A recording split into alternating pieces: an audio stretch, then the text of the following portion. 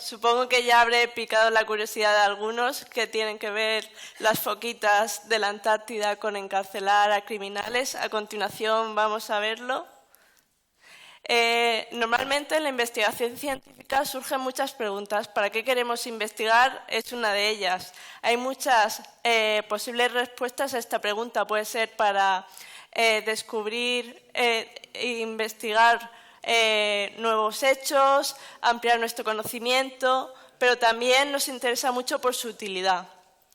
En biomedicina, por ejemplo, la gente valora muy bien que se destine grandes cantidades de dinero a la investigación científica, porque se supone, tanto a corto plazo como a largo plazo, el desarrollo de nuevos tratamientos, nuevos métodos diagnósticos, por lo que en general está muy bien valorado.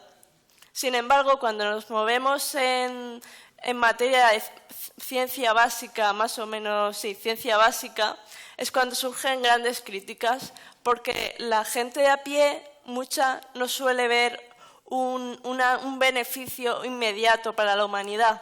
Se ve como un gran gasto de dinero que podía aplicarse a otras muchas cosas, como en el hambre en el mundo, potabilizar agua potable en países pobres, etc. Yo creo que esto es un error porque realmente la ciencia, parafraseando a Forrest Gump, es como una caja de bombones. Muchas veces no sabes lo que te vas a encontrar. Todos conocemos, porque es un ejemplo emblemático, la penicilina. La penicilina se descubrió realmente por error porque hubo un tío un poco cochino que se dejó una placa de cultivo en el que crecieron hongos y se descubrió que sintetizaban un antibiótico llamado penicilina que se utiliza mucho actualmente. Pero también tenemos otros muchos ejemplos bastante llamativos, como por ejemplo la Viagra. La Viagra inicialmente se estudió como un potencial hipotensor. Y lo que se vio es que no solo bajaba la tensión, sino que levantaba otras cosas. Además, también tenemos el ejemplo del teflón, que fue en realidad fruto de una investigación básica de materiales de lo más normalita y se vio que tenía unos efectos antiadherentes bastante evidentes y a alguien se le ocurrió ponerlo en una sartén.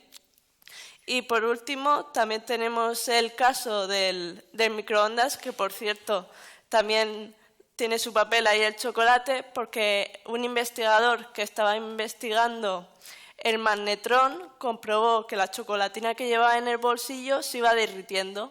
De ahí le surgió la idea de calentar los alimentos utilizando la tecnología de microondas. Ahora volvemos a nuestra historia. Como sabéis, el ADN es un código biológico formado por 4 letras o, digamos, 4 nucleótidos. Es adenina, timina, citosina y guanina. Y la combinación de todas estas letras es lo que va a determinar la formación de proteínas y, en última instancia, de lo que estamos compuestos en parte. El investigador británico Alex Jeffreys estaba muy interesado en las variaciones de estas secuencias. Quería saber cómo variaban esos códigos y a partir de estas variaciones cómo podíamos identificar a ciertas personas o grupos. Tuvo algunos avances en este sentido y sí que encontró secuencias que variaban mucho, cambiaban mucho de unas personas a otras, pero no te podían decir exactamente que esa persona se tratase exclusivamente de ella y nos sirviera para distinguirla de todas las demás. Por desgracia, se encontró en un punto muerto, algo que suele ser muy habitual en ciencia, en el que no ves la forma de avanzar, no encuentras aquello que buscas. Entonces hubo un tiempo en el que se encontró en un callejón sin salida. Mientras tanto, tenía lugar una investigación en la Antártida por parte de los británicos que estudiaban las foquitas de la Antártida y son muy especiales porque como buenos mamíferos acuáticos sintetizan gran cantidad de mioglobina. La mioglobina en los mamíferos acuáticos se produce en gran cantidad para permitir que puedan estar mucho tiempo bajo el agua. Es el equivalente de la hemoglobina de la sangre, pero en el músculo, y se encarga de transportar oxígeno. Pues lo que vieron con la mioglobina es que no solo sirvió para identificar el gen, sino que aparte sirvió para identificarlo con el ser humano, con el gen de la mioglobina del ser humano, porque era muy, muy parecido. Pero esta no era la única sorpresa, sino que encontraron algo muy curioso en determinadas secuencias del gen de la mioglobina, y es que había unas repeticiones cortas de 6, 7, 8 letras más o menos, que se repetían una y otra vez como si fuera un disco rayado. Estas repeticiones se le llamó repeticiones en tándem, y es cuando Alex Jeffries descubrió estas secuencias junto a investigaciones anteriores que se le encendió la bombilla y se le ocurrió utilizar estas repeticiones como si fueran códigos de barra en el ADN. Se podía hacer una especie de escaneo de estas secuencias que se repetían de forma variable según cada individuo y así poder utilizarlo como una huella genética. Aquí es como lo veríamos en el laboratorio, cómo se identifican estas secuencias que son muy variables y se repiten de forma diferente según la persona. Y básicamente la idea es muy sencilla. Identificamos a una persona según el número de repeticiones y cómo van teniendo lugar a lo largo de los cromosomas de la persona. De esta forma, si tenemos una muestra biológica, solo tenemos que comparar con el ADN del individuo en esas secuencias variables. Y aparte de eso, también podemos estudiar relaciones de parentesco y también es útil, por ejemplo, en casos de inmigración. La primera vez que se puso a prueba esta tecnología fue, como he dicho, en un caso de inmigración. Había una familia originaria de Ghana que vivía desde hace tiempo en Reino Unido de forma legal y uno de los hijos se le ocurrió volver a su país. Cuando volvió le pusieron pegas porque su pasaporte pensaban que no era válido.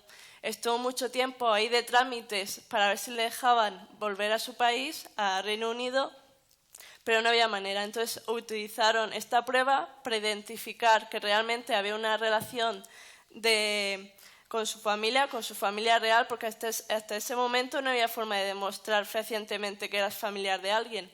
Y gracias a ello pudo cruzar la frontera y volver a Reino Unido.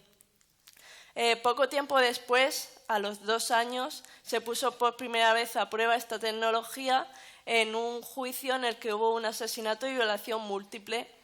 En realidad, la primera vez que se puso a prueba no fue para culpar a alguien, que sí que fue después, sino para liberar a un inocente.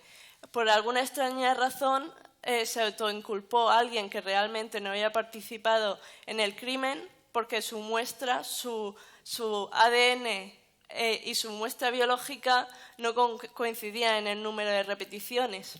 Lo que sí que se vio era que otra persona había sido la culpable de todo esto y fue juzgada por cadena perpetua. Aquí lo que vemos es que inicialmente una investigación que no tiene mucha sustancia, como es investigar la mioglobina de las focas de la Antártida, ha llegado a realmente una aplicación que ni imaginábamos. Y todo esto lo que quiere decir es que no tenemos que estar obcecados en obtener resultados inmediatos en ciencia, sino que tenemos que investigar lo que podamos y a partir de ahí llegarán resultados que muchos de ellos serán totalmente inesperados. Y nada más. Muchas gracias por vuestra atención.